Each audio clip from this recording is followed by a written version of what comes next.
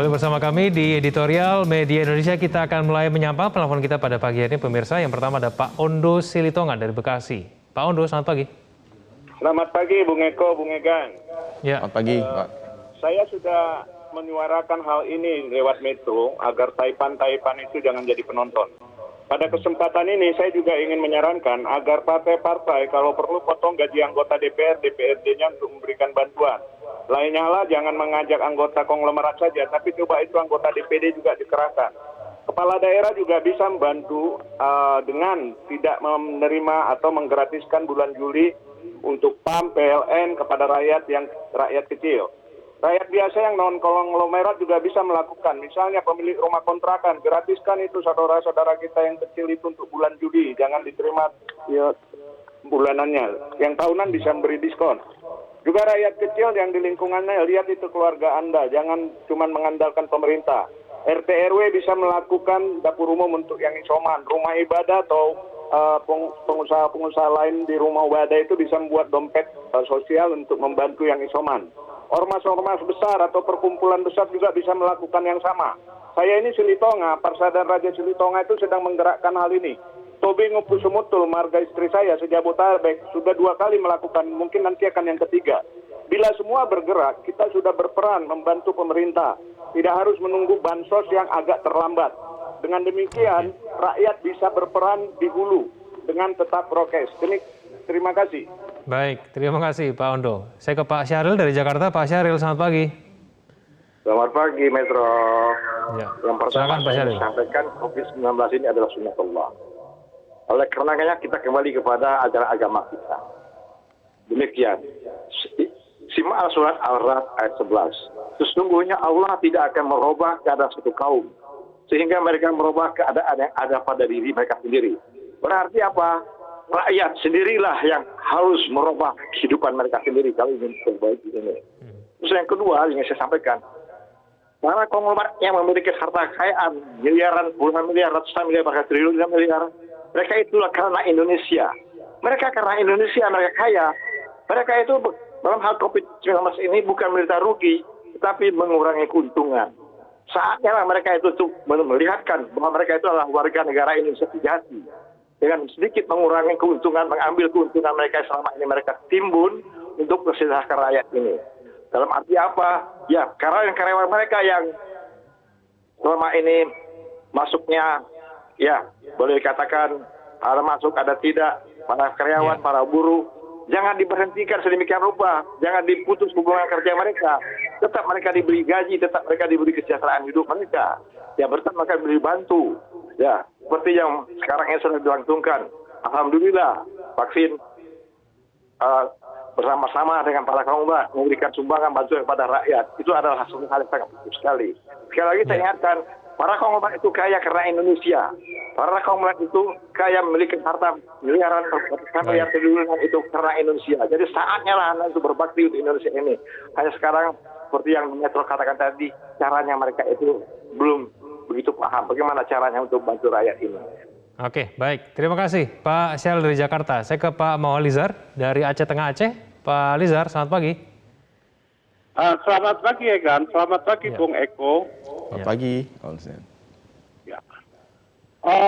Pengusaha kerah putih yang selama ini telah mendapatkan kekayaan dari bumi Indonesia diharapkan turut serta mengobati Indonesia yang sekarang sedang sakit, yang sekarang sedang menderita, dan sedang mengharapkan peran serta semua manusia di bumi untuk memulihkannya. Ibu Pertiwi sedang berduka.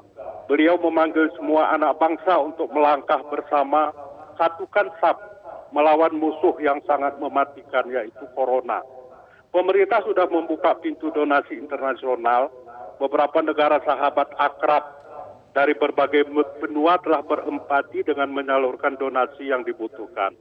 Bila bangsa lain saja peduli, lalu bagaimana dengan kita sesama bangsa sendiri yang berfalsafahkan Pancasila?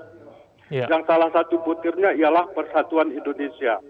Dulu di saat Indonesia mengalami kedaruratan di era awal kemerdekaan, pendatu kami dari Aceh menyumbangkan pesawat terbang dan beberapa kilogram emas untuk pemerintah pusat. Dan sekarang kami di Aceh sedang mengumpulkan donasi, tentunya jumlahnya akan melebihi apa yang telah diberikan Endatu kami. Untuk saudara kami khususnya di Pulau Jawa yang menjadi epicentrum serangan corona. Mungkin ada sebuah kata penutup, musuh besar kita corona namanya, ancamannya juga jelas dan nyata. Dilawan tidak bisa pakai senjata, yang dibutuhkan hanyalah persatuan seluruh bangsa Indonesia. Demikian, terima kasih. Terima kasih Pak Mauhalizar dari Aceh Tengah. Pemirsa jangan kemana-mana, kami akan kembali usai jeda yang berikut ini.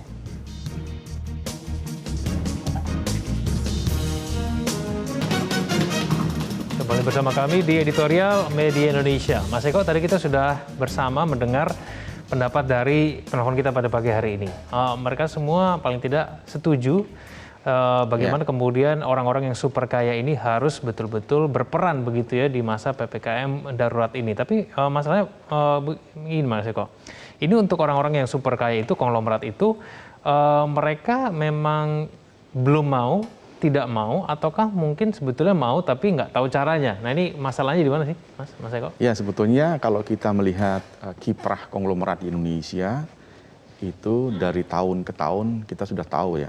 Mereka sering membantu lah apapun yang ada, kondisi yang ada di Indonesia. Cuma mungkin yang tahun ini ya, terkait dengan pandemi kurang terblow up mungkin ya.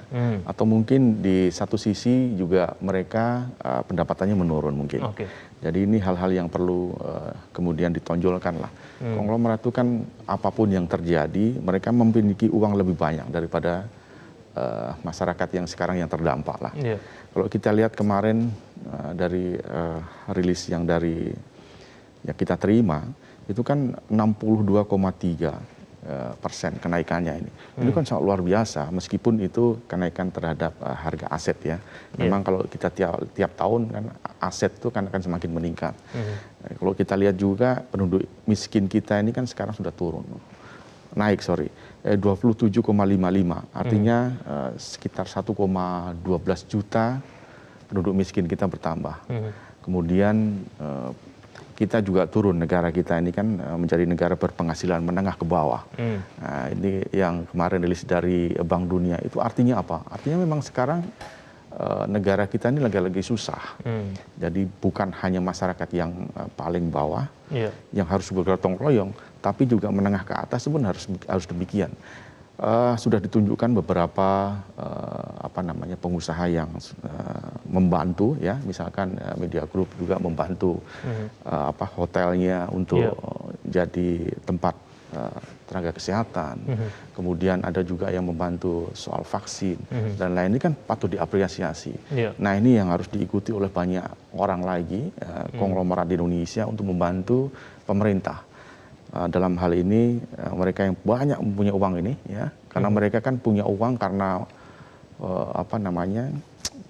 berbisnis di Indonesia. Jadi sepatutnya ketika negara sedang berduka ya, negara sedang membutuhkan, mereka dengan ringan tangan membantu Indonesia. Perlu nggak sih Mas Eko, pemerintah pusat ataupun mungkin daerah begitu ya, membuat sebuah aturan ataupun mungkin bukan aturan tapi dorongan yang mungkin sifatnya sedikit memaksa begitu ya.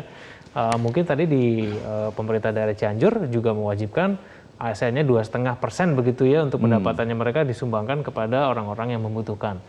Perlukah kemudian dibuat aturan ataupun imbauan, dorongan begitu sejenis itu, supaya kemudian orang-orang yang punya kelebihan begitu ya dalam pendapatan ini bisa lebih banyak membantu, lebih banyak berperan, Mas Eko? Ya bisa saja dalam bentuk imbauan dari pemerintah kepada mereka yang mempunyai uang lebih ya, kepada konglomerat untuk membantu pemerintah sekarang. Bisa jadi mungkin diklasifikasi, misalkan si A yang mempunyai bisnis oksigen misalkan, ya, sama Thor misalkan, lebih banyak menyumbang hal itu. Kemudian konglomerat yang lain yang punya bisnis apa begitu, masker misalkan, menyumbang ini. Jadi itu akan lebih efektif ya. Jadi bukan hanya dalam bentuk uang, tapi bisa juga dalam bentuk barang. Ini kan lebih efektif untuk membantu pemerintah ya. Demikian juga dengan ASN yang disebutkan sama Egan tadi. Ini ASN di Indonesia tuh banyak sekali. Jadi bukan hanya di Cianjur saja yang akan menyumbangkan ya, yang belum diputuskan memang. Tapi bisa juga diikuti oleh pemerintah daerah yang lain.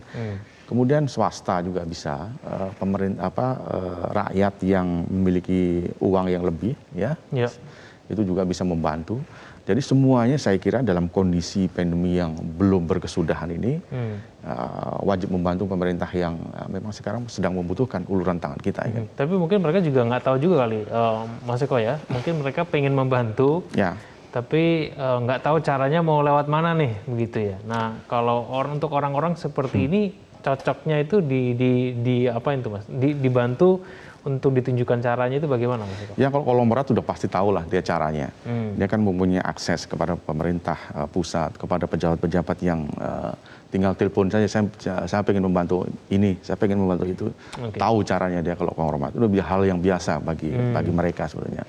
Nah ini sebetulnya tinggal kepedulian mereka untuk lebih intens saja untuk membantu pemerintah. Kita harus malu juga sebetulnya kepada masyarakat yang di bawah ya. Ketika tetangganya kena COVID, mereka juga dengan sukarela membantu warganya untuk memberikan makan sampai mereka sembuh. Nah ini kan harus diikuti bukan hanya oleh pemerintah daerah, oleh pemerintah pusat, tapi konglomerat yang punya uang itu. Jadi kalau mereka semua membantu, saya kira pemerintah akan terbantu untuk menangani COVID ini. Pemerintah ini kan uangnya semakin lama semakin sedikit ya kan dengan kondisi seperti ini. Tergerus juga. Jadi kalau ada uluran tangan dari konglomerat, saya kira ini akan sangat membantu. Bantuan apa sih Mas Eko sekarang yang mungkin paling dibutuhkan ya, khususnya untuk masyarakat yang paling terdampak? Apakah itu uang ataukah makanan mungkin untuk hidup sehari-hari atau apa Mas? Ya banyak hal ya. Kalau bisa dengan uang terus memberi obat misalkan, oksigen, itu juga dibutuhkan rumah sakit dimanapun sekarang. Kalau kita lihat sekarang banyak rumah sakit yang kekurangan oksigen di mana-mana. Jadi kalau bisa dibantu oleh konglomerat itu akan sangat membantu rumah sakit di Indonesia yang sekarang kekurangan oksigen. Ada juga yang mungkin membantu dengan masker bisa. Atau mungkin kalau dia punya rumah, punya hotel atau punya kediaman bisa dibuat untuk isoman. Macam-macam hal yang bisa dilakukan oleh konglomerat yang memiliki banyak uang di Indonesia. Oke, baik. Mas Eko, terima kasih telah bersama kami pada pagi hari ini. Kita harapkan semoga semakin banyak konglomerat yang terdorong untuk membantu rakyat. Selamat pagi, Mas Eko. Pagi. Pemirsa, selain terus mengkampanyekan disiplin protokol kesehatan guna menekan laju penularan COVID-19, bekerja sama dan bahu-membahu mengatasi pandemi COVID-19 juga diperlukan di saat seperti sekarang ini. Bertahan hidup di tengah pandemi COVID-19 tidak bisa dilakukan sendiri. Kepedulian kepada sesama harus berjalan seiring dengan upaya menekan laju penularan COVID-19. Kekompakan demi kemanusiaan merupakan yang utama. Terima kasih Anda telah menyaksikan editorial Media Indonesia.